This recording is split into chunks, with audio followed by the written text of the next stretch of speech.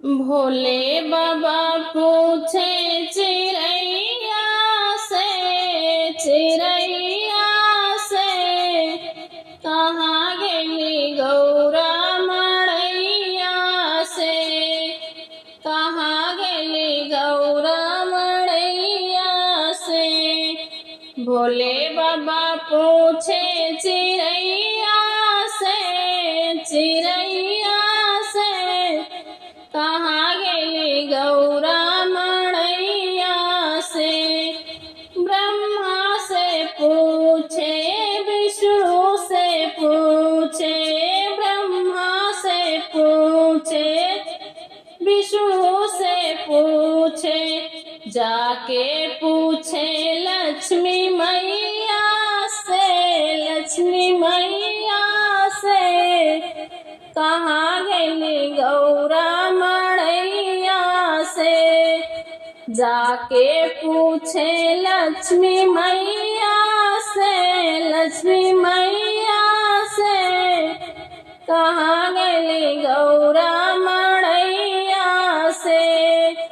भोले बाबा पूछे चिड़ैया से, चिड़ैया से, कहाँ गेली गौरा मड़ैया से, कहाँ गेली गौरा मड़ैया से।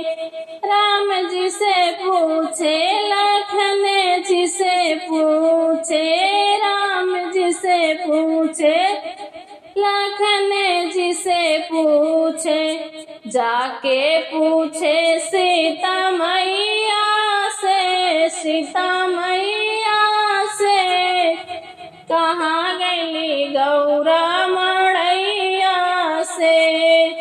जाके पूछे सीता मैया से, सीता मैया से, कहाँ गेली गौरा मड़ैया से। भोले बाबा पूछे चिड़ैया से, चिड़ैया से, कहाँ गेली गौरा मड़ैया से, कहाँ गेली गौरा मड़ैया से।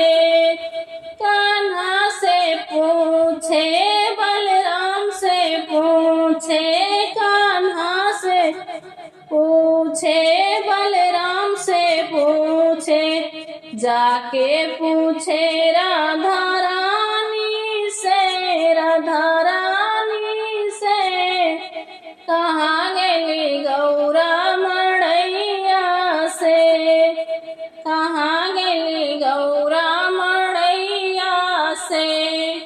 भोले बाबा पूछे चिड़ैया से, चिड़ैया से, कहाँ गेली गौरा मड़ैया से, कहाँ गेली गौरा मड़ैया से।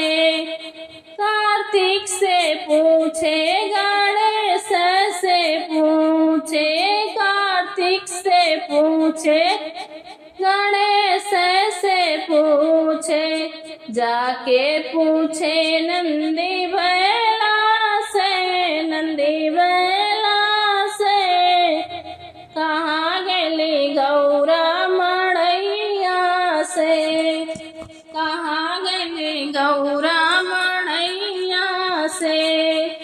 भोले बाबा पूछे चिड़ैया से, चिड़ैया से, कहाँ गेली गौरा